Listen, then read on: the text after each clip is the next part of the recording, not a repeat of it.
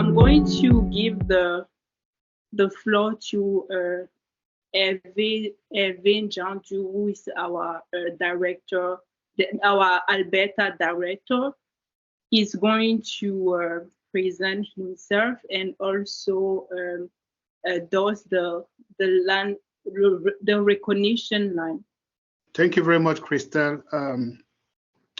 First of all, I want to thank each of you guys to be here today. It's really appreciated because I know that during summertime, each of us we're very busy. And I want to also to thank the government of Canada, who is the founder of this program, the New Horizon program for our seniors.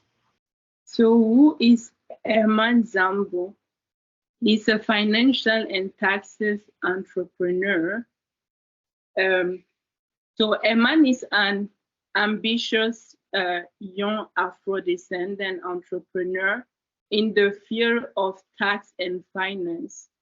He founded in 2021 his first company named Zambou Tax Services Inc., which offers tax services for individuals and businesses.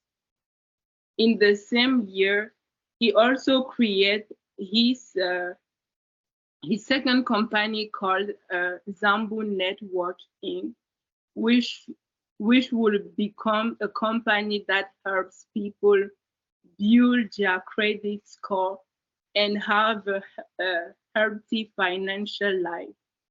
Its objective is to help the average Canadian to be able to grow financially and to have a deeper knowledge of all the financial products offered by financial institutions. So Mr. Hermann Zambou is also a full-time banker, more especially in the credit department, where he learns the underside of the Canadian banking system. So here is his email address to contact him. So Hermann, I'm going to give you the floor.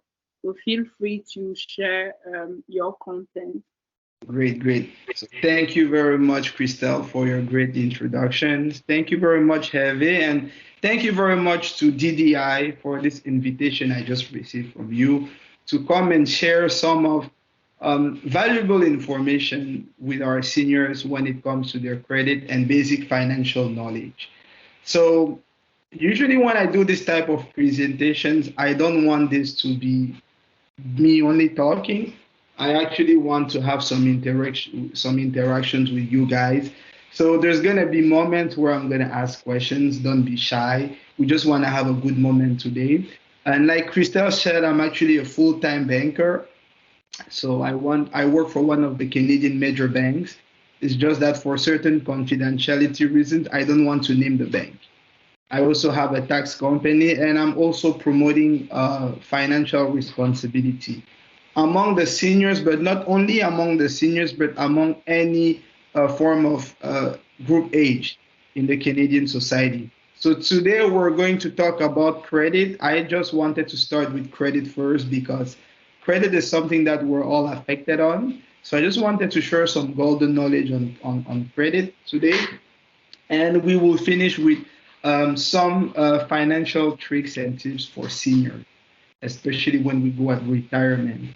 So like I said, this is really going to be an interactive session. I don't want to be the only person talking. And if you have any questions, you can always raise your hand, whether the question is in French or in English. It's actually going to be a pleasure for me to answer because I'm fully bilingual. Donc, je parle aussi français. Donc, si vous avez des questions sur ce que je vais vous dire ici, si l'anglais n'est pas une langue que vous comprenez super bien, vous pouvez toujours lever la main. Je vais m'efforcer à répondre à votre question en français. Great. So, like we said, there's a reason we're doing this, right? So we want to educate people on how credit works and promote a good management of personal finances. So when it comes to credit, okay, the agenda, yes, we have to how to build a credit score, different type of credit products. So we're also going to talk about different type of credit products, because there's a reason why you're building your score. So you are actually good with these different type of credit products, and we will talk about budgeting and a little bit of retirement plan. So we can go to the next page. Perfect. So this is the introduction page when it comes to credit. And like I always say, it's very important to know how the Canadian rating system works in terms of credit score.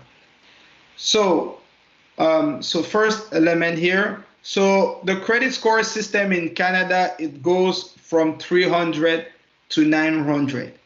And if you see this slide, you can have an idea of what is considered a good credit score and what is not considered as a good credit score. So you can see here that anything between 300 and 692, it's considered as a poor credit score. Anything between 693 and 742, it's considered as a fair credit score. Everything between 743 and 789 is considered as good. Between 790 and 832, we are considered as very good. And between 833 and 900, we're considered as having an excellent credit score. My goal and my purpose, and the reason why we're actually doing this type of information sessions, is to put you in a position where you're having an excellent credit score. It's really to give you everything you need to know to have an excellent credit score. And by show of a hands, I don't need to know your credit score. Does anyone here in this presentation know what their credit score is? Like I said, I don't want to know the number, but does anyone here watching this presentation as we're speaking right now knows what their credit score is? If you can raise your hand. Great, yes. Christelle knows what her credit score is. Paul knows what her credit score is. Arlette, Hernan, Georges, Henriette, okay. Henriette knows what her credit score is. Great, Hervé knows what his credit score is. Does Georges, Jarvis, any other person knows what their credit score are? Okay, so that already, it's what I've seen by doing this type of presentations, that a lot of people don't even know what their credit score is. And that's why we're here. I think the first thing before actually, the first step, I believe, to change anything in life is at least knowing where we are situated. And for that, there are many websites that you can go through to have your credit score. There's free websites like Credit Karma and Borrow Wells. I know that there are certain banks that actually allow you to see your credit score online. I know the Tangerine Bank system allows you to see that. I know the Scotia Bank system allows you to see that. I don't know if anyone has another bank that allows them to see that, but certain banks actually allow you to see your credit score. And it's very important to know what your credit score is so we are able to work from something. Why the range is different from a step to another? Like you see the poor, yes, you go from 300 to 692. Yes. That range is more higher than the fair, which is 693 to 742. Yes. So is there any reason why? Or? Yes, because the higher your credit score is, the better it is. So the credit score system starts from 300 and go to 900. So your goal is to have the highest possible score. Now, during the presentation, we're going to discuss about the different reasons and the different things. And as we're sharing over those things, people will see what actually makes a difference from a good, a very good, and an excellent score. And as we will be talking, we will discover a lot of things. Yeah, but my question was about the range, because if you do 300 to 692 is almost another 392. Yes. The range. But 693 to 742 is less than 100. So why the range on the poor is higher than the range on the fair, for instance? When it comes to that, I would say that is the rating, right? That is the financial rating when it comes to credit score. I don't know why they made it like that, but the most reason, that's just how they rate it. Yes. Okay. Yeah. Great.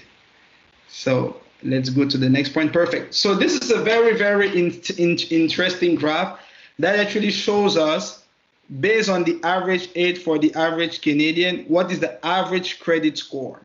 So we see that the average people between 18 and 25 years old have an average of 692 credit score. Between 26 and 35, you can see the average at 697. Between 36 and 45, we can see the average rate. Between 46 and 55 years old, we can see that the average rate is 718.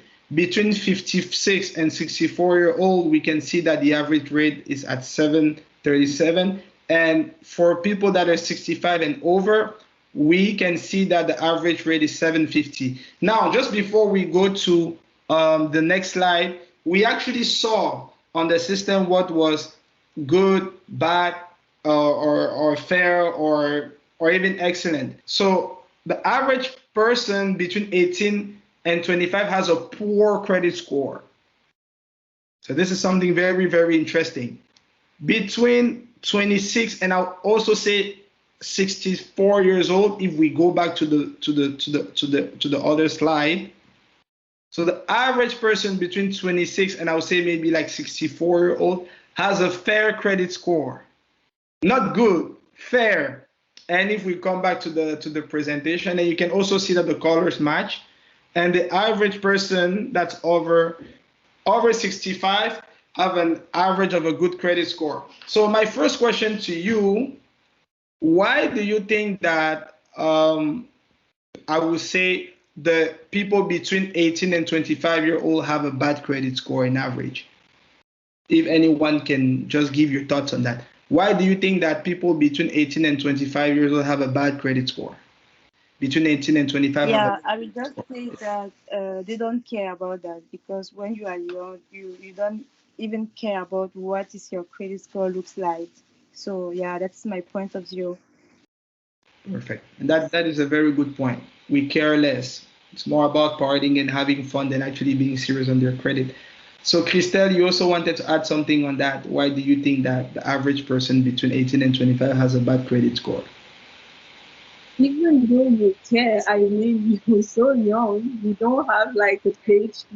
You are not sure to have a paycheck every month. You have like a student loan, like all these type of things that, like, even though you care, you don't have like the ability to just like maintain a good credit score.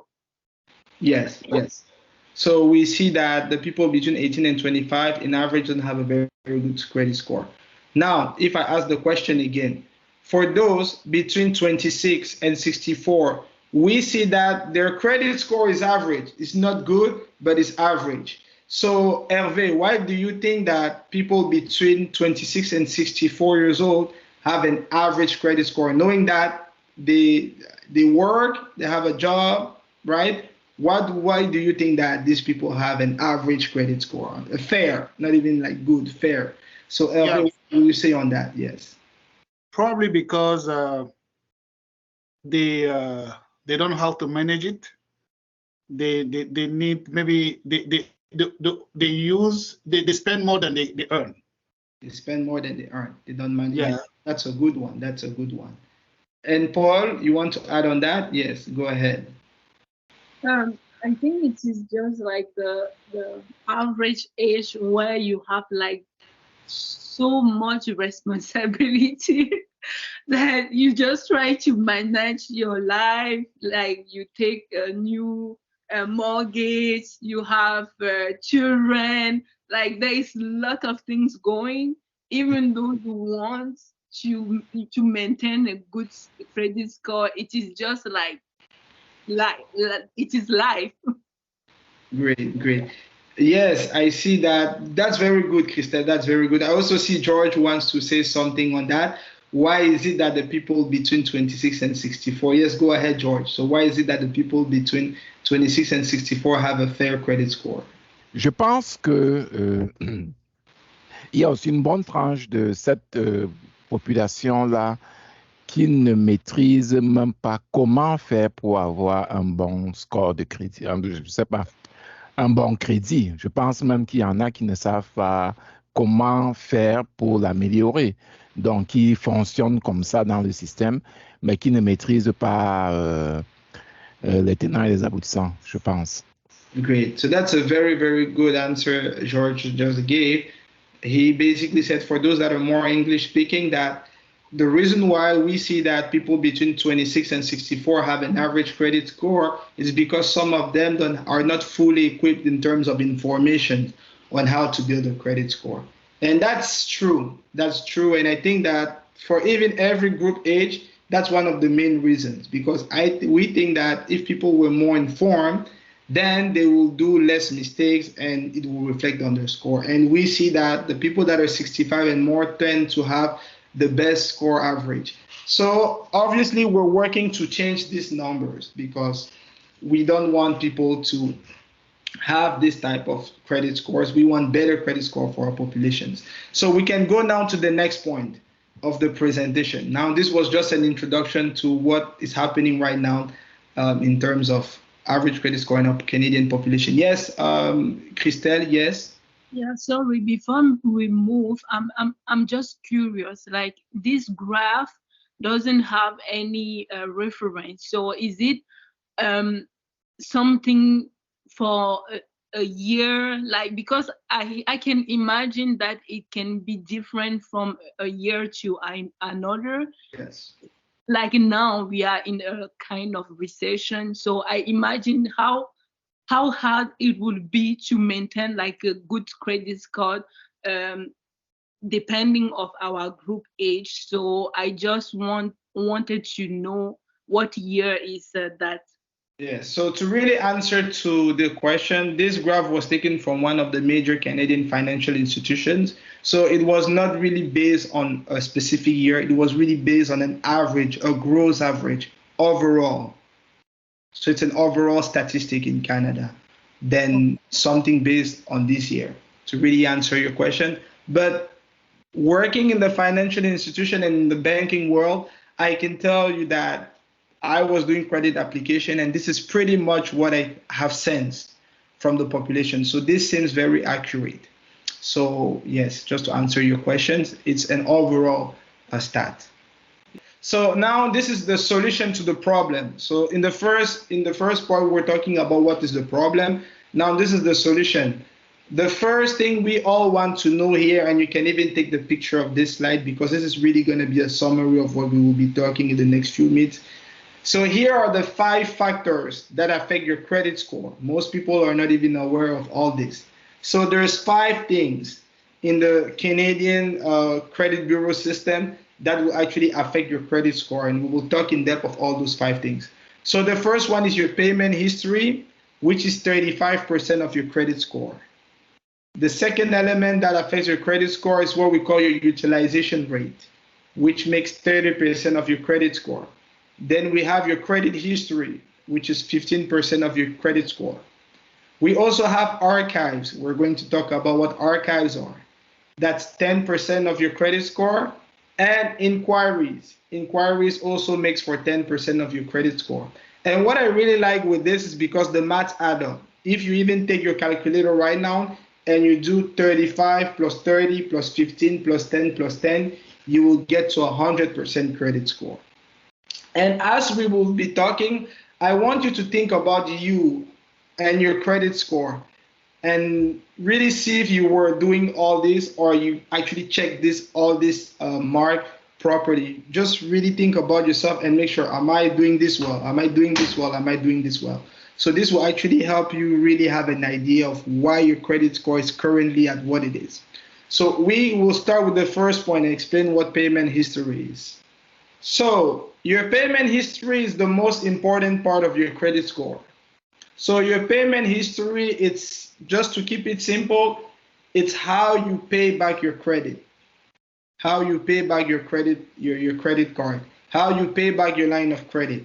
Are you making your payments on time? That's what payment history is. So for credit cards, when you use your credit card, the bank gives you 30 days to pay back your credit card. You have 30 days. If you don't pay back your credit card in 30 days, the bank will let credit bureau know that you missed a payment. That's very, very important. So as I'm talking about this, I really want you to think, have I done my payments every 30 days? Have I always paid my credit card on time? So now, what does the credit system consider as a payment on time? There's also what we call minimum payment. So a minimum payment is a minimum amount that you can pay to your financial institution if you're not able to pay everything. So now I want you to put yourself in the place of the bank, because when we talk about paying on time, people, I think it's very good to also take live examples.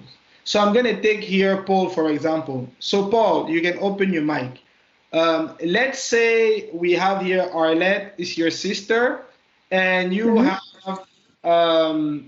also, let's say Erna as a sister. So Arlette and Erna are your sisters. And Arlette borrows you money 10 times and pays back on time for 10 times. And you have Erna that also borrowed you money 10 times and just pay back 5 times. Which of the two people will you be more inclined to borrow money to? Arlette. Why? Because Arlette borrowed me money like 10 times and she always pay on time. So, yeah. Yes. And that's really... So I don't lost my money by borrow her money, I think. So Arlette is less riskier than Erna, right? Because that's correct. Pays back on time, yes. Mm-hmm. So, guys, that's exactly what payment history comes to. Every time you're using your credit card is an opportunity for you to show to the bank that they can trust you. And that's really what payment history is all about. So, you always want to do your payments on time. You have statements. The bank usually will send you statements every month. You want to read your statement and make sure that you're doing your payments on time. Now, what is my secret to you when it comes to doing your payments on time? What I recommend my clients to do, or people I show this presentation to, pay your credit card every 2 weeks, because most of the time you get your paycheck at home, for people that have a normal job, every 2 weeks. So if you make your payments every time you get your paycheck, every 2 weeks, you are guaranteed to never miss a payment. So now, this is not in the slide, just another information I'm giving to you. What are the consequences if you missed a payment? Missing a payment with your credit card is so bad that it will take you 99 correct payments to remove the negative effect of that one missed payment. I want you to hear this again. If you miss a payment on your credit score, just to remove the effect of that missed payment, you need 99 payments on time. Imagine how long that can take to correct. So it's very important to do your payments on time. So that's the first aspect. I know a lot of people are probably familiar with that. So if there's no question on payment history, we're going to go on the second element, that does your credit score. Credit score, another factor that will impact your credit score, it's what we call a credit utilization. Credit utilization makes 30% of your credit score. So now, what is credit utilization? Credit utilization is the percentage of your credit card that you use. Even more deeper is the percentage of every credit product that all combined that you have that you use. So let's say you have a $1,000 credit card and you use $500 credit on it, your credit utilization is 50%. So that's how we calculate credit utilization. Now, I want you all to guess what is not Christelle, because Christelle, I know you have the answer. So I want someone here to guess what is the ideal credit utilization that we should not cross with our credit products. Can anyone guess what percentage that is? Anyone? Henriette, Hervé, anyone can guess. Peut-être en français. Oui, donc je vais poser la question en français aussi. Donc, on parlait du taux d'utilisation de la carte de crédit ici, du crédit en général. Quel est le pourcentage de crédit, selon vous, que les institutions financières ne veulent pas que vous dépassiez sur vos produits de crédit? Je le dis, j'imagine, hein, on a dit, on devine. On dit 30%, 30-35%. 30-35, ok, on va aller avec ça, 30-35%. Paul, qu'est-ce que tu veux dire là-dessus? J'aurais dit 50%. 50%, ok, Paul dit 50%, Georges dit 30-35%. Does someone else has another number, or another percentage of what is the ideal credit utilization that we should have? Okay, I guess I'll speed the answer. So the ideal percentage that the bank, the credit, the banking system and the credit system doesn't want you to cross is, George was close, it's 30%. So now what does 30% means? If you have a $1,000 credit card, ideally you don't want to use more than $300 on your credit before paying it back. That's what it means. So what does that also mean? Let's say you have two credit cards. You have one credit card that is $5,000 and you have another credit card that's $5,000. The two credit cards combined, that's $10,000. So the 30% of that will be $3,000 between your credit cards. So that's actually what the system does. It will count the total of credit that you have between all your credit cards and your line of credit, and you don't want to use more than 30%. And I want to do you this confident. Just this is one of the reasons why most people are not having an excellent or very good credit score, because of credit utilization. Not many people know that you don't want to be using more than 30%. So if you have had the habit to use more than 30% of your credit product, if you want your credit score to go up, you want to start working towards not crossing more than 30%. Yes, Christelle? Yes, question? Yes. Yeah, you said that they combine like the average, the utilization of your credits. Is it with the same bank, or it doesn't matter if you have 2, 3, 5 banks account? That's a very good question. So it's every credit card. So let's say you have a $5,000 credit card with RBC and you have a $5,000 credit card with BMO. The system will combine all your credit cards together. And it will show on your credit report. It will show on your credit report that you have $10,000 worth of credit and you've used $5,000. Okay. And if you really read your credit report very well, there's going to be an indicator if what your rate currently is, if it's good or if it's not good. So that's why many people always pay their credit cards on time, but their credit score is not really going as it should go, because they're doing something very, very good and they're also doing something counterproductive. So it will slow their progress. So that just these two, paying your credit card on time and your credit utilization, is 65% of your credit score. Yes, Henriette? I have a question. If you always stay on, if you have 10,000 on your credit card and you always use only 1,000, is it correct? That is perfect. You are less than 30%. Yes. So the 30% rule is that the banking, the system doesn't want you to go over 30%. So you need to be under 30%. So if you have a $10,000 credit card and you use 1,000, that's perfect. Your utilization rate is 10%. So you're doing very good with that.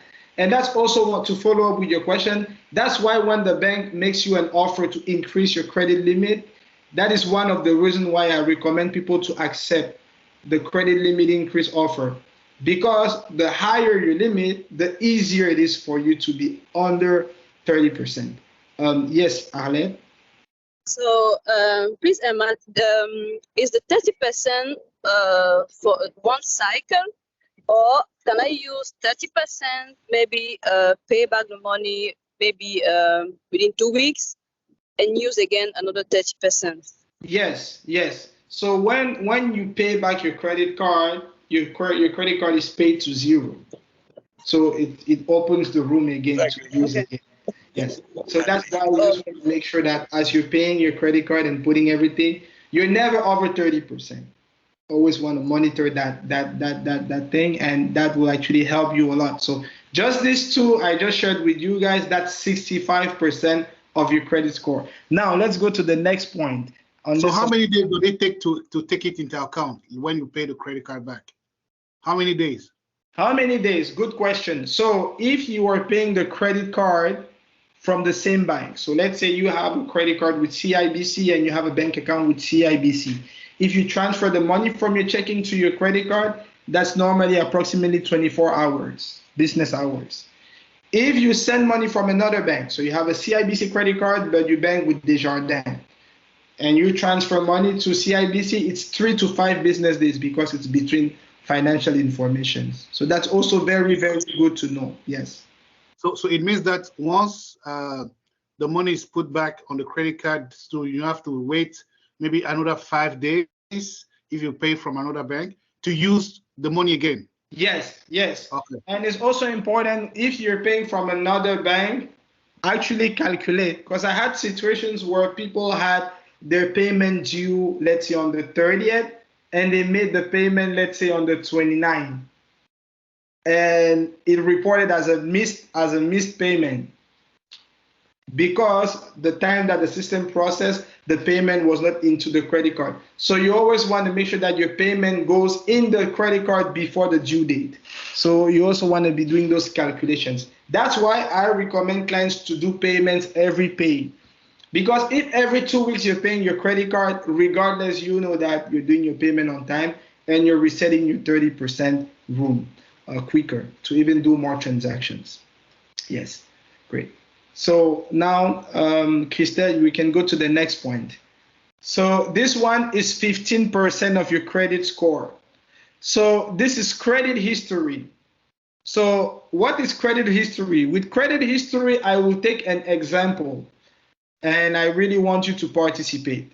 So everyone here can give the answer. This is really free. So imagine you were to get married. Someone here was to get married, and you have two couples. You have a couple that has been married for 20 years, and you have a couple that has been married for 5 years. Which couple will you go for advice? I'm going to ask the question in French. Imaginez, vous allez vous marier et vous avez deux couples. Vous avez un couple que ça fait 5 ans qu'ils sont mariés et vous avez un couple que ça fait 20 ans qu'ils sont mariés et vous avez besoin de conseils pour vous marier. Vous irez vers quel couple? Barbara, yes? I'll go for the 20 years. You go for the 20 years. Paul, who will you go with for? Yeah, 20 years for sure. 20 years. Henriette, Christelle, who are you both going for? Same thing. Moi, j'irais vers le couple qui vient de se marier. Pourquoi? Parce que les dépenses peuvent être un peu, le coût de la vie peut être un peu pareil. Tandis que le couple qui s'est marié à 20 ans, il est fort probable que les taux d'indexation, tout ça, les choses sur le marché ne soient pas pareilles. Là. Ça, c'est ma façon de penser. Very interesting. So for those who are more English speaking, so Henriette will go for the 5-year-old couple because she feels like their financial situation might, I'm not sure if I'm explaining properly, but will be closer to her reality maybe than the people that have been there for 20 years. Very, very interesting. So Barbara, why would you go for the 20 years? I'm really curious. Yes, Barbara, yes. The reason why I'll go for the 20 years, that within that 20 years time, they must have maybe been bankrupt or been refinancing. So they know all the pitfalls of financing. They know all the pitfalls of money management. But the 5 years, they're just getting into the whole system. They don't know what the pitfalls are. This one, they might have been on a mortgage or line of credit, and so they know almost all the pitfalls. Very interesting. Of a good and a bad credit.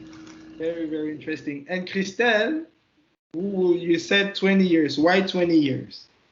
Because they have more experience and they have proved that ils mettent en pratique quelque chose qui marche en fait. So they are practicing something that works. That works. For it is sustainable. Great.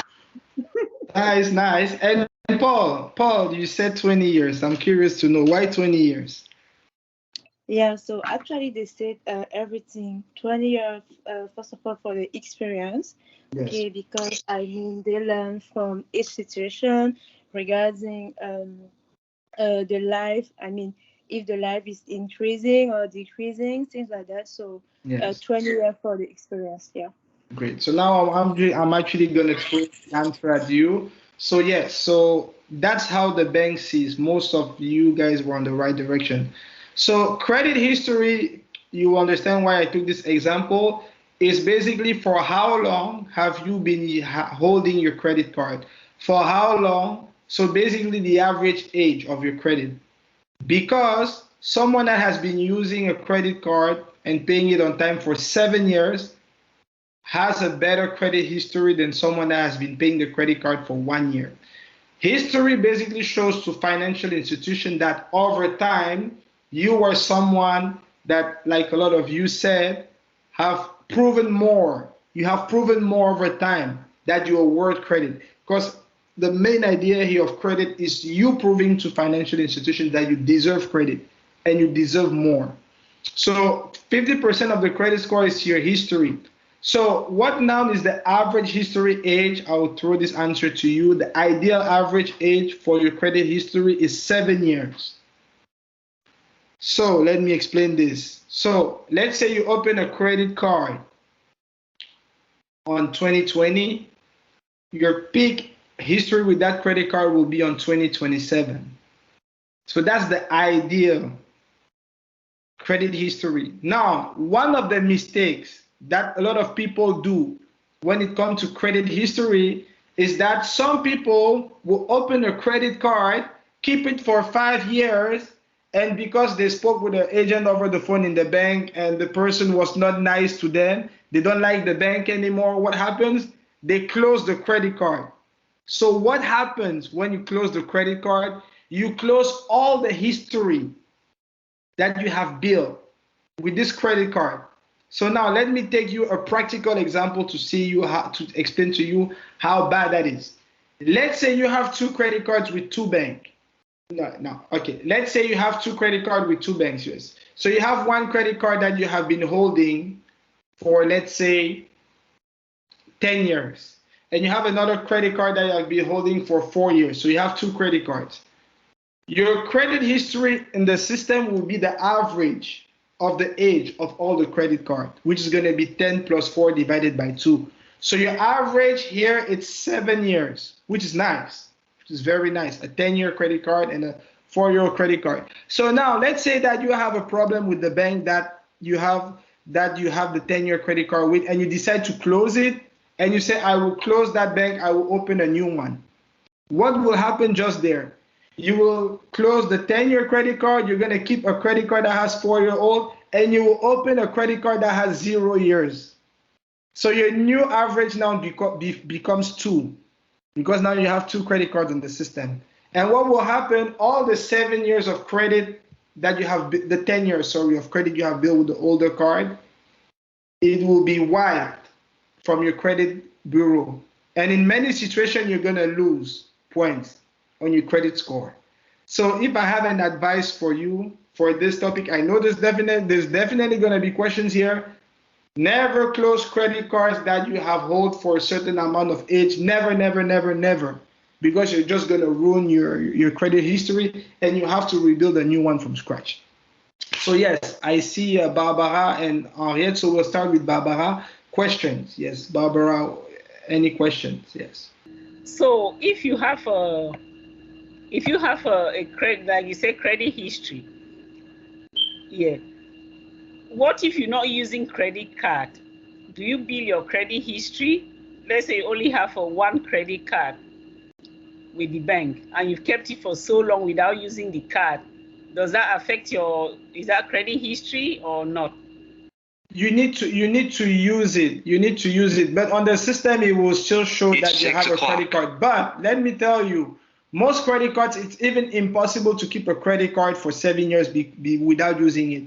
Because most banks, what they do after a year of inactivity, they will close the credit card.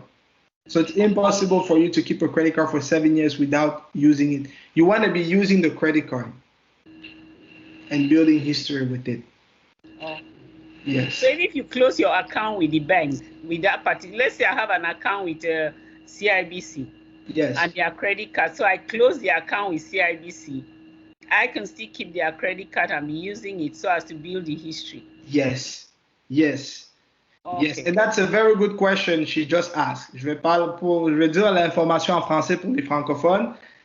Si elle a dit ici, elle a demandé si j'ai une carte de crédit avec CIBC et j'ai un compte bancaire avec CIBC et que je décide de fermer le compte bancaire, est-ce que je peux garder la carte de crédit? La réponse est oui.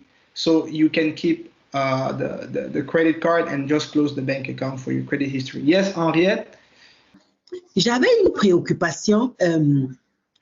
Ce n'est pas facile d'avoir plus d'une carte de crédit et de les utiliser en même temps.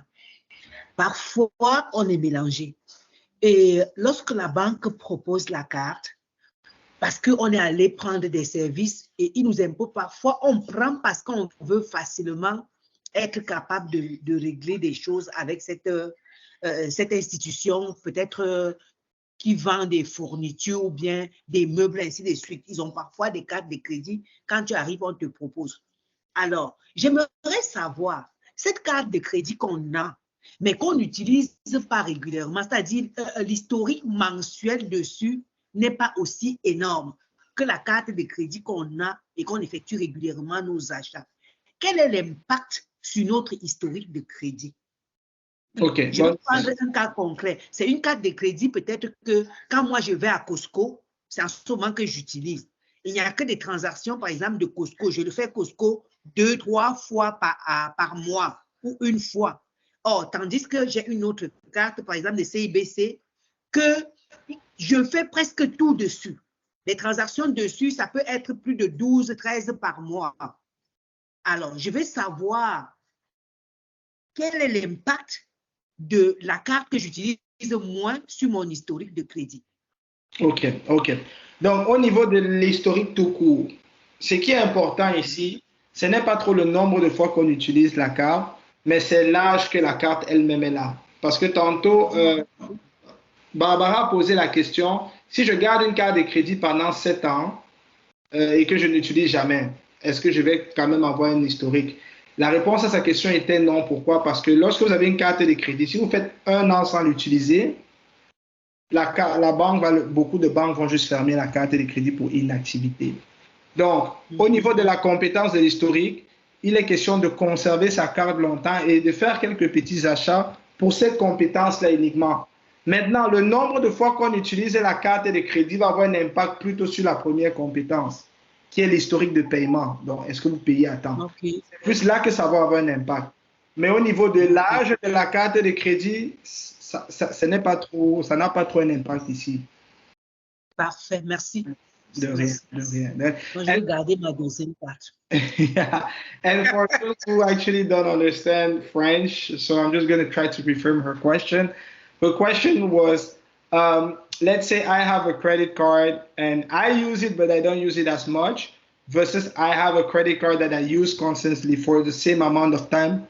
How does it impact my credit history? And the answer was, your credit history is not that much based on how often you use the card, but for how long you keep it. And of course, you want to be using it a little bit every year so that the credit card is not closed for inactivity. Yes, Christelle? Yes, thank you, Hermann. So my question is, admin, you have your personal account and then you want to start a business. So you want to create like a business account, have its own credit card and da.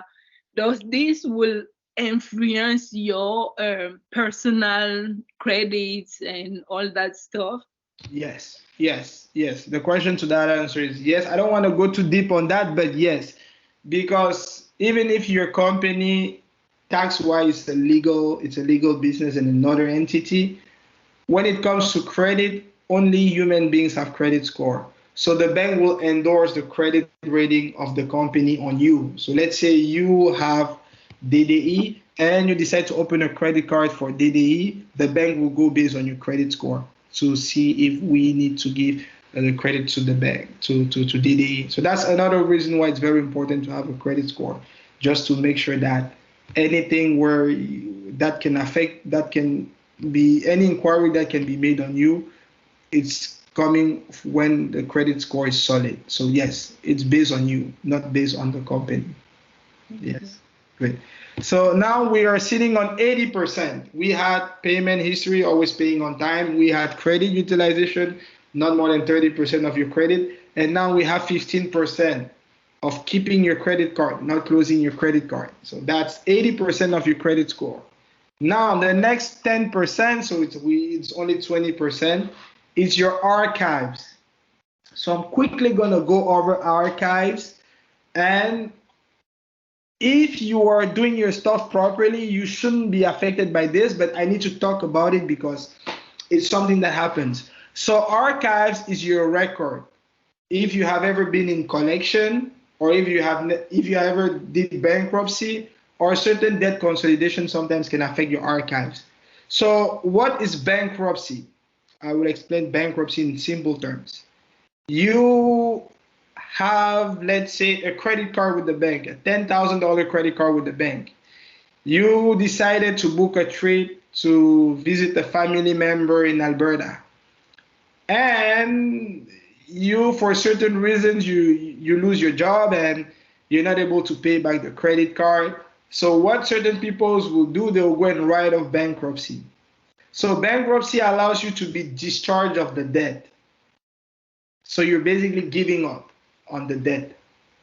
The problem with bankruptcy is that it stays on your credit file, according to our banking system, I'm speaking as our banking system, on 7 years.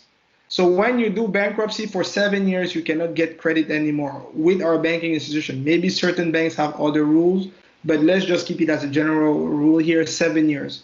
So I never recommend people to claim bankruptcy. For French people, ça s'appelle la faillite, déclarer faillite. Donc, lorsque vous déclarez faillite, cela va affecter votre score de crédit et pendant 7 ans, vous ne pourriez pas demander de crédit. The second one is collection. What is collection? This one is less worse, if I can use the term, but it's not very good as well. So collection is when you owe money. Let's say you contracted a phone bill with Bell and the date to pay, you're not paying the bill. The other month, you're not paying the bill. So what Bell will do, Bell will give up on you and they will bring it to a debt collector. So collections are third-party companies that deal with people that didn't pay their bills and the company just decided to give up on them. This also impacts your credit score negatively. And this is one of the reasons why many people in Canada don't have very, very good credit score. Because many people go and get telephone plans, they don't pay it, and the bill goes on collection. And once this is in collection, it really have a very, very, very, very, very negative impact on your credit score. So all this together, archives is 10% of your credit score. Honestly, if you're doing your payments on time and you're never getting into trouble, you will not be affected by this spectrum, I will say, of your credit score. This should be clean if you're paying your stuff on time. Go ahead, Hervé, with your question. Yeah, aside of the bankruptcy, you have the consumer proposal. Yes, consumer proposal as well, yes. Consolidation de debt, yes, that's also something not very, very good. Consumer proposal, I know some people are very, very tempted with this type of offers, but even with our financial institution, these are things that stay on your record for 7 years. So you never want to be doing consumer proposal. It's always better for you to find another arrangement and try to get back normally with things. So yes, thank you, Hervé, for that. That's also very important. Yes, Henriette? Oui, si je veux résumer, si je veux m'assurer que j'ai bien compris, ça veut dire que lorsqu'on regarde dans tes archives et qu'on constate que tu n'as pas de faillite, collection, je n'ai pas compris ce que ça veut dire en français. La collection, c'est lorsque, par exemple, il y a des gens, par exemple, ils vont prendre un abonnement chez une compagnie de télécommunications, ils ne vont pas payer la facture. Et puis, le mois d'après, ne payent pas. la compagnie maintenant peut les envoyer en collection. Ça veut dire qu'ils abandonnent. Ils disent que bon, cette personne ne paye pas. C'est ce qu'on appelle le recouvrement. Le recouvrement. Exactement, le recouvrement. Ok, collection, oui, recouvrement. Ouais. Ok, je comprends. Ok, donc ce sont les deux. Quand tu, dans tes archives, tu n'as jamais été en faillite, tu n'as pas été en recouvrement, tu as 10%. Yeah, ça, c'est 10% de ton score qui est propre. Oh, ok, c'est bon. Ouais, 10%. Donc, or just do your payments on time. We should even never know what it is, but we have to talk about it because unfortunately, some people go through that. Yes, so we want to keep that clean. Yes, Christelle, yes, we can go to the last point. So now we talked about 4 things: payments on time, credit utilization. We talked about payment history, 15%. We talked about archives, 90% of your credit score just there. So this is the last 10% of your credit score. And I know there's going to be questions here because this is a game and it's really a game of nuance. So the last 10% of your credit score is what we call inquiries. So inquiries in French, c'est demander du crédit. Donc à chaque fois que vous demandez du crédit. So I'm going to ask the question here in the group. Does anyone here, just think about it, do you have a friend or ever had a friend that always asks you for money? Je vais poser la question en français. Est-ce que quelqu'un parmi vous ici, avez-vous avez déjà eu un ami qui demande constamment de l'argent? Donc, à chaque fois qu'il vient vous voir, c'est est-ce que tu peux me prêter? Est-ce que tu peux me prêter? Est-ce que vous avez déjà eu un ami comme ça dans votre vie? Ou un membre de la famille. A family member as well, yes. Un membre de la famille qui demande toujours de l'argent. Always, every time you see a message on WhatsApp, he says hi. À chaque fois qu'il vous dit bonjour sur WhatsApp, tu sais exactement qu'est-ce qui va se passer. Il va demander de l'argent. Okay. So, yes, Henriette has a family member like that. Okay, great. I feel like Henriette is the only person that has a friend or a family member like that. Christelle as well. Paul, okay. Yes, George. So these are the only people that have family members and friends that borrow money. So now my question to you all that raise your hand.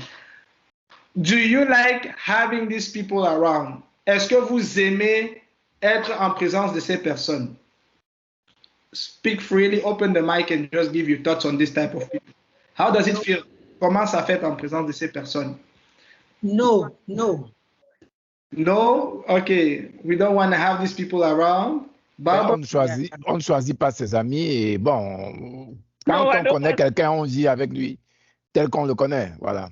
Okay, that's a diplomatic answer from George. And Barbara? No, I don't want those type of people around. Although they are friends, you give them, you always count it as bad debt because they'll still come back. They'll still come back, exactly. And anyone have problem of money, I need to be a rush to I know sometimes you are harsh with them, but then you look at the situation. I've not paid my rent. I don't have food in here. Can you borrow me $100 or $500? And so you just like, okay. Oh, the kids have not eaten. You don't have any choice. You're looking at the kids. You say, okay, take. Great. So we all know how it feels, right? And the reason I'm actually asking you this question is now let's put our shoes in the shoes of the bank. So what are inquiries? Inquiries is every time you ask for credit. Because there are some people, they will ask a credit card to RBC. Then they will go in Desjardins, ask for a credit card. They'll go to another bank, ask for a credit card. They're always asking for credit. Asking for credit is not a bad thing because you need credit to build. But when you do it too much, this has a negative impact on your inquiries. So your inquiries is the history, basically, of how often you ask for credit. So just know, every time you apply for a new credit card, a loan, anything that has to do with credit, it will reduce your credit score every time you run the application. So am I telling you not to apply? No, I'm not saying that. I'm telling you to apply with a goal, with the purpose to build your credit score. not just applying to apply. So, je peux peut-être expliquer en français. Ici, on parle 10% de votre score, c'est les demandes de crédit que vous faites. À chaque fois que vous allez demander du crédit, ça va affecter votre score de crédit de 10%.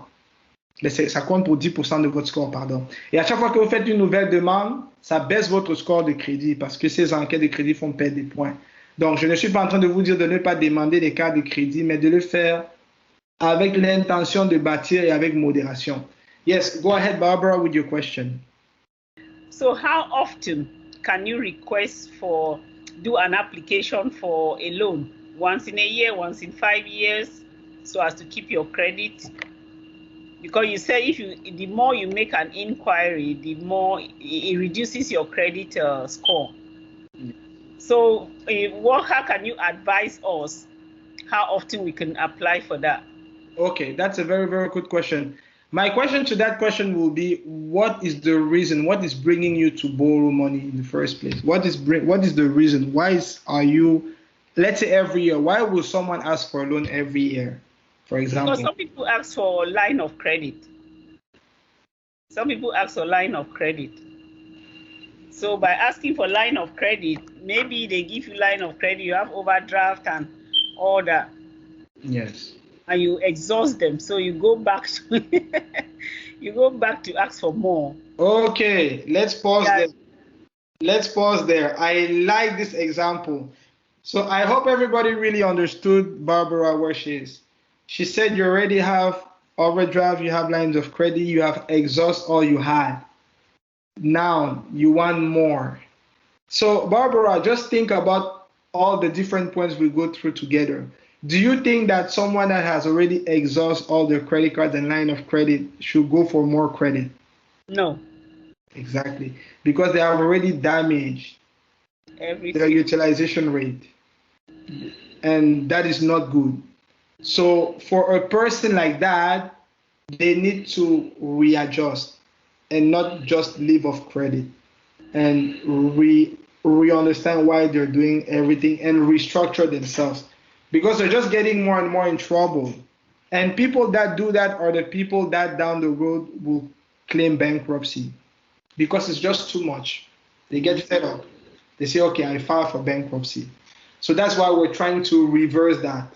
We really want you to use it purposely with the goal to build and really want to see the effect on your credit score. Because we don't want you to build credit and lose points, build credit and lose points, build credit and lose points. And at that point, you're not even building, you're just going behind.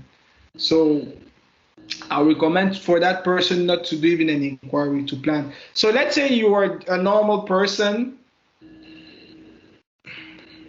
I would say maybe not every 2 years, not too much, really, every 2 years, maybe. I think what a normal person has should be enough to build a credit. But not only that, you really want to see what is the impact on your score. So we have systems to monitor your credit score. You want to see the impact on your credit score every time you're doing those applications to really measure and see if it's something that you should keep doing or find alternative solutions. So I hope I answered a little bit your question. Yeah, you've answered. So what if you've never applied for, say, a loan?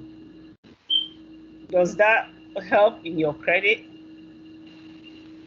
As long as someone once told me in one of meeting that if you never apply for credit like that, the bank does not know that you are credit worthy. They don't know your capability of paying back. They know. They know your capability on paying back by the way you manage your credit card, by your payment history, by if you have any debt collectors, by your utilization rate. They know. So that is not true. I know certain people that when they try to sell products, they will say certain things. This information that I'm giving you, by the way, everyone, is from the credit bureau. It's not me. I didn't invent this information. No, it's very useful. It's from Equifax. This is from the credit bureau. So that is not true. As long as your credit score is good and your income can back whatever loan you're trying to get, you will be approved. Christelle? You apply for a new loan for inquiries. It does affect your personal credit, right? Yes. And for bankruptcy, because I know certain like businessmen or women, they sometimes when it comes to bankruptcy, they prefer to put their company's bankruptcy than them. So Yes. how? Yes. So that's a very, very interesting thing. Yes. So when it comes to bankruptcy, it depends on how your company is legally set. If your business is a sole proprietorship, the bankruptcy goes on your file. Just to keep it simple, if the business is an incorporation, so incorporation makes that the company legally is a different entity from you. Then legally is the company that declared bankruptcy, not you. So it will not affect your personal. So, and here again, what I always say to people, when it comes to the bankruptcy for companies, even if you have an incorporation, I always recommend to visit a lawyer. So always make sure that the terms under the terms actually covers you, but generally everything that goes with bankruptcy for corporation does not impact you personally. That's why you're gonna hear in the news, Donald Trump has filed bankruptcy. Donald Trump has filed bankruptcy. When Donald Trump's company filed bankruptcy, it doesn't affect him personally as a person. It will affect the business. But here again, there's many legal, that here comes a bit of more like legal work with lawyers to really set you up for success. So it's funny because some people hear Donald Trump has filed bankruptcy, and what they do, they go themselves and file bankruptcy without knowing that there's all a setup that needs to be put in place. But just to keep your understanding simple, if you're a corporation, it shouldn't affect you. If you are an individual business, a sole proprietor, it will affect you. Perfect. So if there's no other question, we can go to the next point. So we're just going to quickly go over the next point. Perfect. So why are we usually, I'm just going to go quickly over them just to give a brief explanations on how this product works. Because some people have some of these products, but nobody really tells them how it works. So we have loans.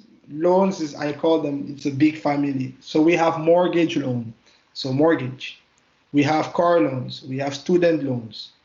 So these are the type of loans sometimes that we will look at your credit.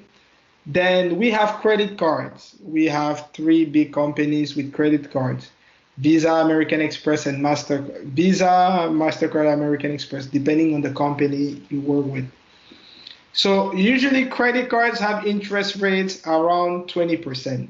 Usually the interest rate on credit cards is 20%. So the interest rate on credit cards are yearly. So these are yearly interest rate. It's not monthly interest rate. And then you have line of credits. On lines of credit, you have secure and non-secure line of credit.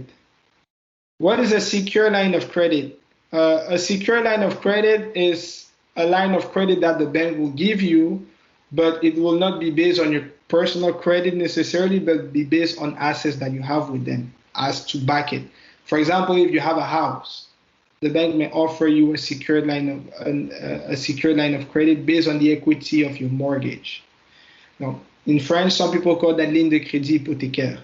And then we have unsecured line of credit, which is a normal line of credit. So what is the difference between a line of credit and a credit card? I think that is very important for me to share here.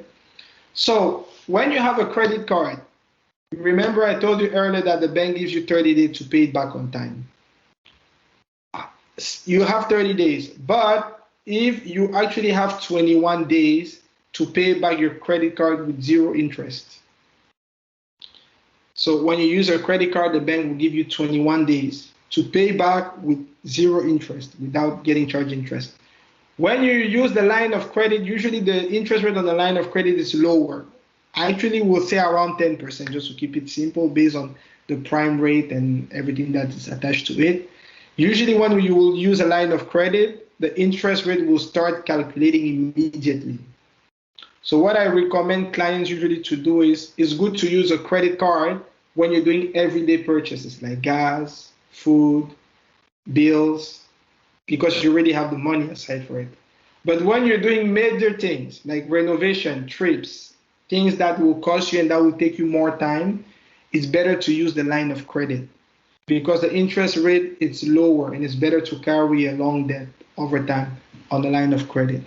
So just quickly wanted to share you this piece of information for credit card and line of credit so you're managing both properly. So we can get to the next point. Perfect. So now we're going to talk a little bit about budgeting. So how you manage your money. I know that in Canada it's not very, very easy to manage money because we things happen, right? So Canada we are stressed, we have bills, but it's very, very important to manage our resources properly.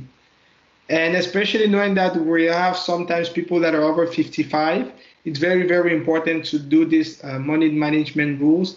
And at the end, we will do a simulation that will actually give us an importance of managing money properly. So first thing we want to share here is that we have two types of expenses in finance world. We have what we call fixed expenses and variable expenses. When I say fixed expenses, what comes to your mind? Anyone? When I say a fixed expense, what comes to your mind? Rent. Rent, okay. Mortgage. Mortgage, yes, that's a fixed expense. And why is rent or mortgage, why would you consider that as a fixed expense? You must just do it. You have to do it. You have to pay it, right? It's not a choice. You have to. It's a mandatory expense. And when I say variable expenses, so variable expenses are usually expenses that we don't plan. So for example, let's say you decide to go to the restaurant. Let's say you decide to travel. Let's say you decide to go to the zoo, right? So these are variable expenses. So these are expenses that you don't plan. These are things that you just do. Let's say you see a pair of shoes in the store, you just walk by. Usually women, right? When you go, you walk by and you see a nice bag, you just buy it. So that's what we call variable expenses. So we have fixed expenses and variable expenses. So now I have a question again for you here. Which of these two types of expenses do you think causes more trouble to Canadians, the average Canadians, between the fixed and the variable expenses? Which of the two do you think is the cause of a lot of mismanagement for Canadians? Variable. Who agrees with Hervé on that? That variable expenses is what causes a lot of stress in our finances. Christelle, okay. Henriette, okay. Arlette as well. Okay, I like that the women are putting their hands on because I talked about buying a bag. So yes, variable expenses are the expenses that cause us a lot of stress. And the reason I'm sharing this is not just to share, it's so that everyone here can go and start a new month and really track what is happening and really see where the money is going, right?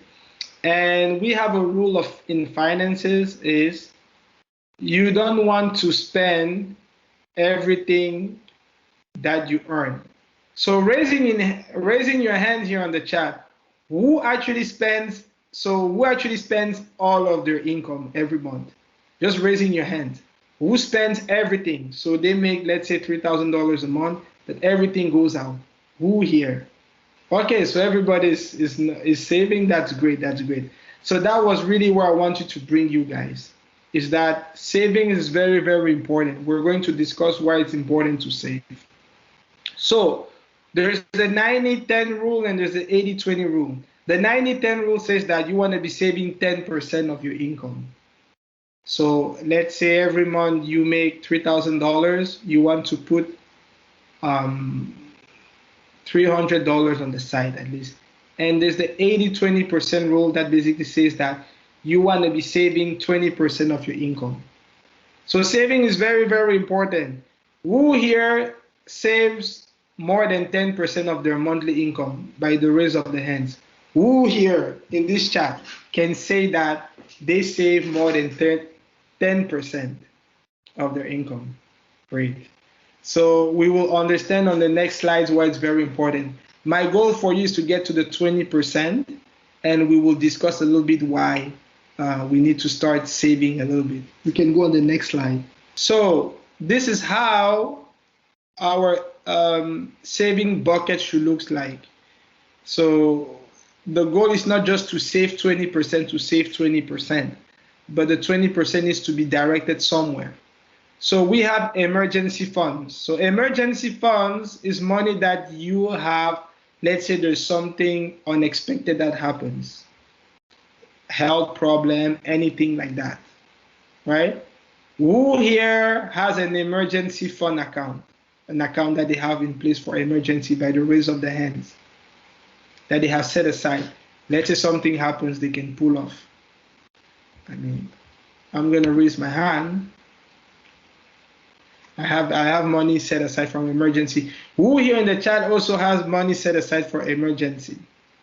Okay, great. So we want you to be aware that it's very important to save. So out of the 20%, you want to allocate maybe 5 to 8% of your money for emergency. Then we have an investment account. Investment account, for the purpose of this presentation solely, it's investment for retirement. Because right now, as you're all working, for most of us, the income that you will be making right now is that you're actually making right now is higher than what you'll be making on retirement. And I will show you some statistics. We also have a savings bucket for fun.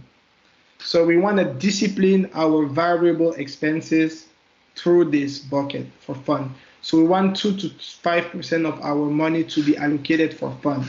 So fun is vacation, enjoying, spending time with family, going out, because we believe that we don't want you to stress. We want you to have a good life. So it's also important to have money set aside for fun. And 2 to 5% of your savings need to go towards learning. And why am I talking about learning? Who here thinks that with the economy right now in Canada, having one stream of income is enough? Or reverse the question. Who here thinks that with what is happening right now in Canada, in the economy, and everywhere in the world, it's good to have multiple streams of income? Who here thinks that it's good to have other sources of income? Je vais poser la question en français. Qui ici pense qu'avec l'économie actuellement au Canada, c'est bien d'avoir d'autres sources de revenus? Levez les mains. OK.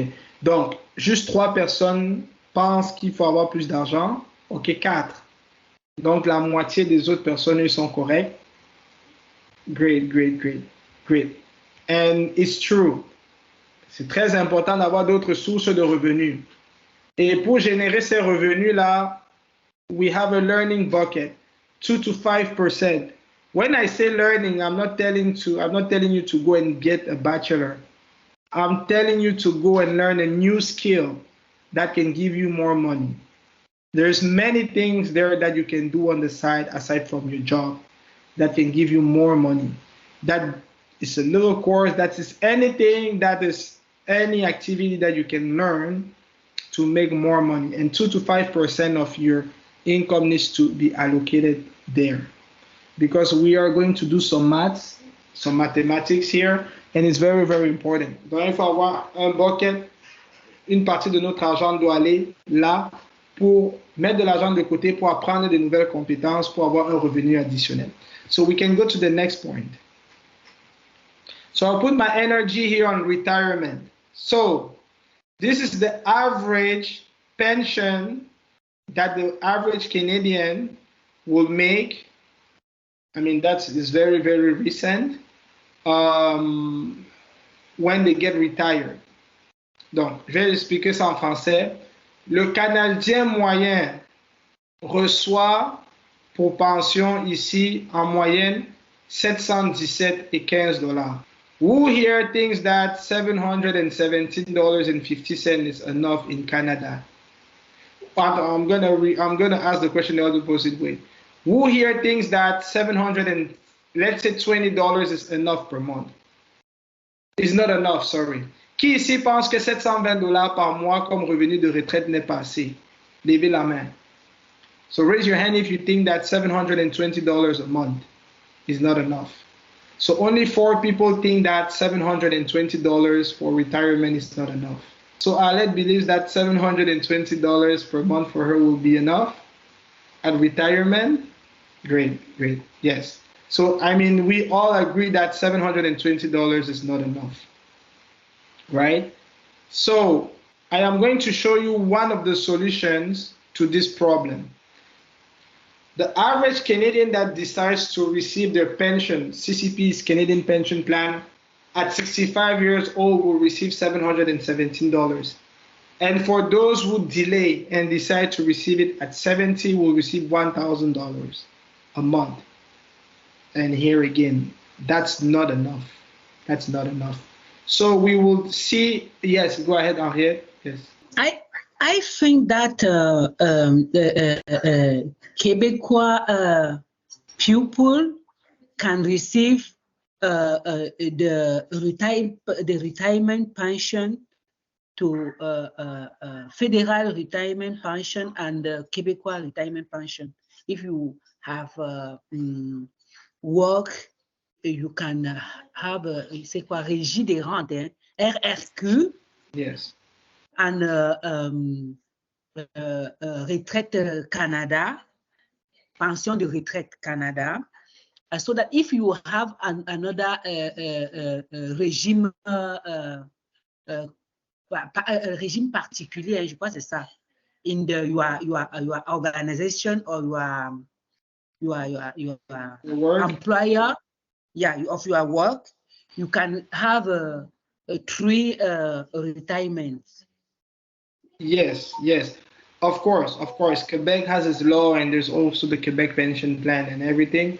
But I just wanted to show you this number just to show you the average. So of course, some people even have more than that with their province and their work. But this is really an average, and it's really to wake us up and really think through like the decisions that we're making right now, which type of retirement we want to have for ourselves. So this is one of the solutions. I'm not going to do any retirement financial planning here, but I'm just showing you something to open your mind, to really think through of how it is important to have a good money management system. So Christelle, we can go to the next slide. Yes, perfect. So I just wanted to talk about RRSP and RR and the REEF. So the RRSP account is called a Registered Retirement Saving Plan. So what does it do? When you put money in the RRSP, it allows you to save money on taxes. And this money is made for retirement. So when you get to retirement, RRSP is a very, very good account. So I'm just going to give a random example here. We're going to get into maths very soon. Let's say you earn... En français, s'il vous plaît. Comment ça s'appelle en français? C'est le régime enregistré épargne retraite. Donc, le REER, lorsque vous mettez de l'argent dans le REER, ça réduit votre revenu fiscal, votre revenu imposable. Donc, si vous faites 50 000 et vous cotisez 5 000, votre revenu imposable devient 45 000. Ce qui a souvent pour effet de baisser votre charge fiscale.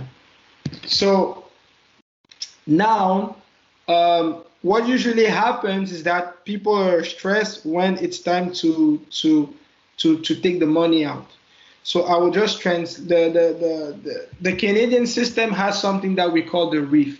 So the REEF is an account where after you have accumulated all that money in the RRSP, you can put all that money in that account without saving taxes. So we're going to get into without paying any taxes on the money. Donc, le REEF, c'est un compte où lorsque vous avez accumulé votre REER à l'âge de 71 ans, le système vous permet de transférer votre compte, l'argent dans votre REER, dans le REEF sans payer l'impôt dessus. Il y a des règles de retrait minimal par année qu'il faut faire. Donc, on va faire quelques calculs ici de personnes qui ont mis de l'argent.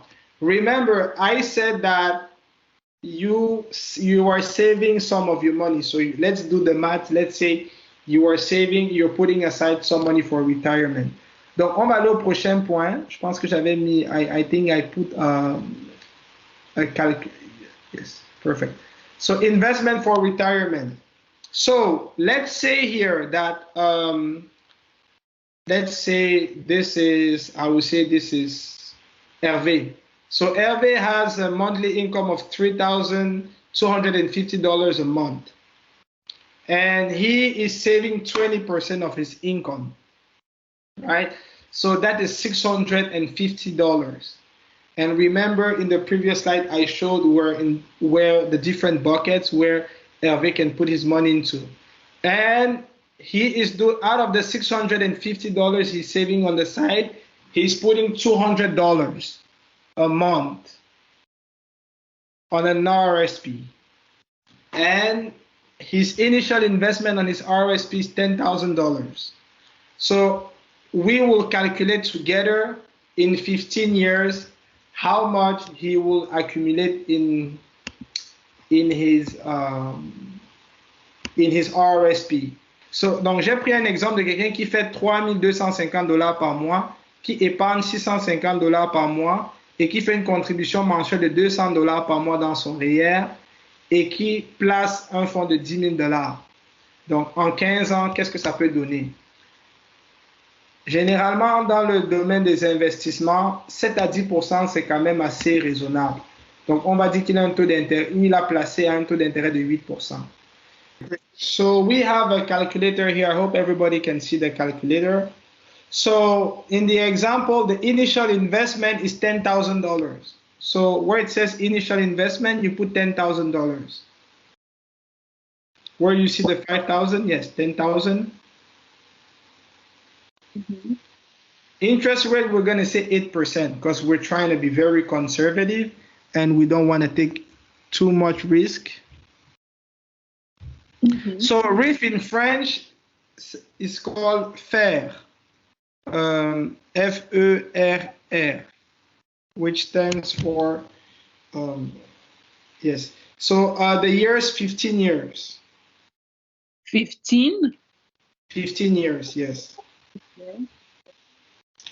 So in French, RIF is Fonds enregistré du revenu de retraite. So this is the account.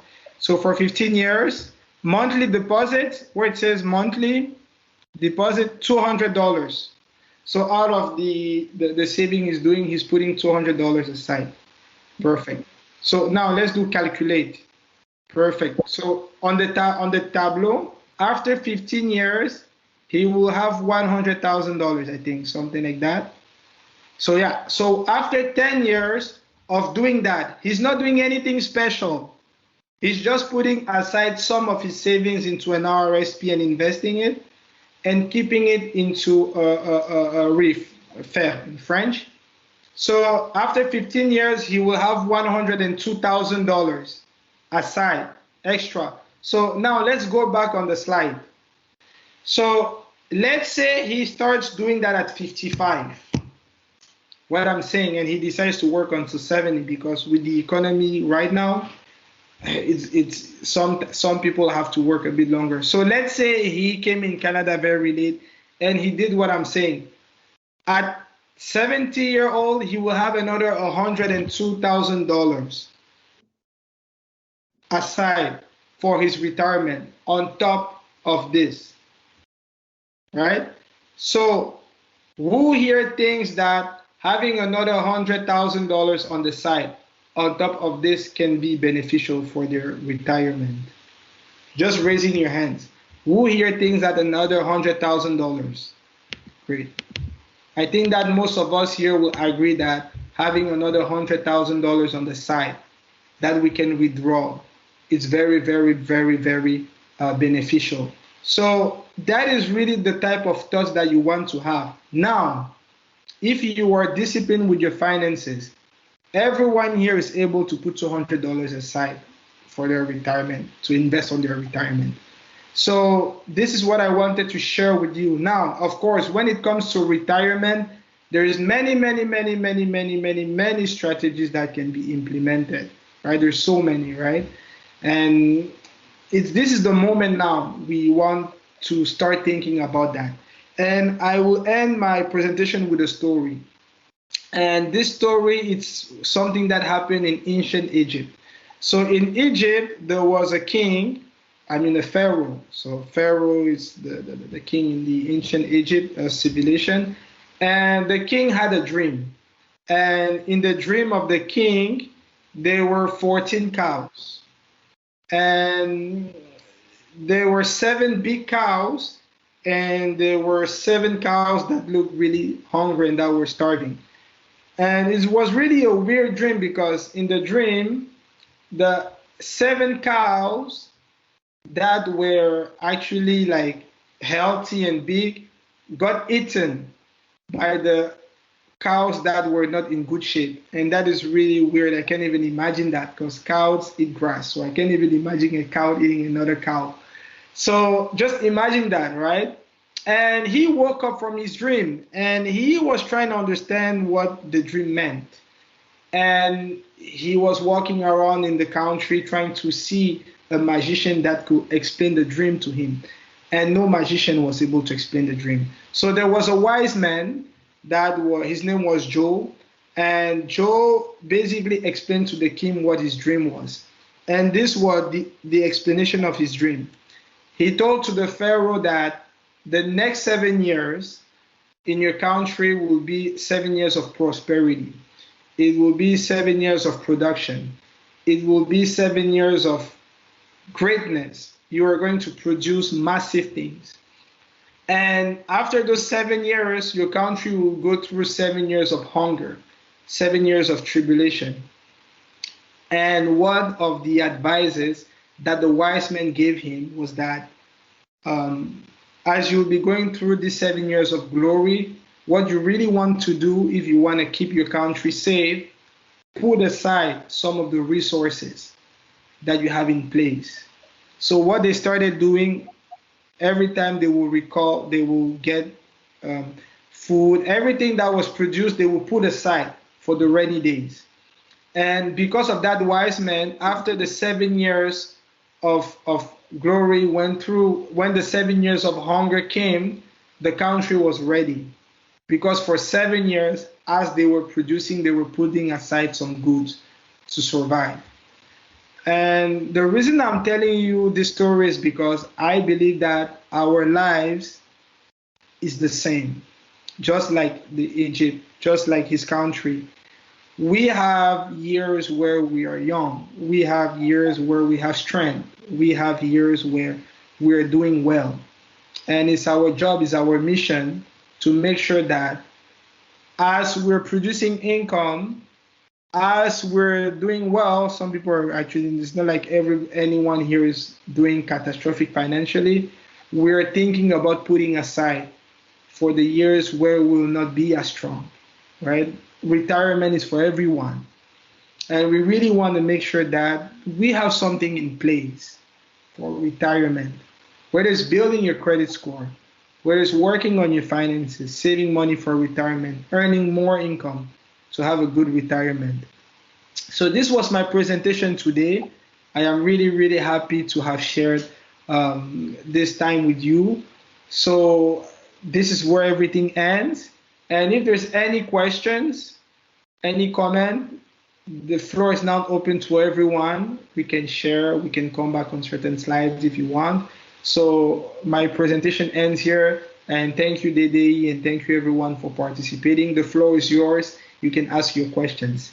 So I see Henriette here actually raise her hand. I don't know what, maybe a question for us, Henriette. Yeah, thank you so much. Actually, this was so interesting, and you are so knowledgeable. I'm like, wow.